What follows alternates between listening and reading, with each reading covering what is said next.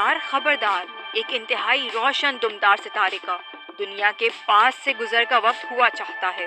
یہ ستارہ ہزاروں نہیں لاکھوں سال بعد دنیا کے پاس سے گزرے گا۔ جی ہاں، برطانوی ماہرین کے مطابق یہ ستارہ 1,60,000 سال میں ایک دفعہ زمین کے قریب سے گزرنے پر نظر آتا ہے۔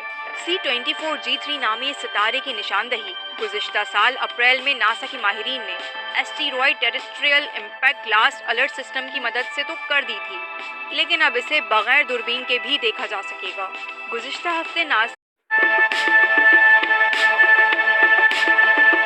ہوشیار خبردار، ایک انتہائی روشن دمدار ستارے کا دنیا کے پاس سے گزر کا وقت ہوا چاہتا ہے۔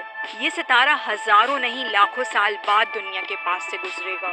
جی ہاں، برطانوی ماہرین کے مطابق یہ ستارہ 1,60,000 سال میں ایک دفعہ زمین کے قریب سے گزرنے پر نظر آتا ہے۔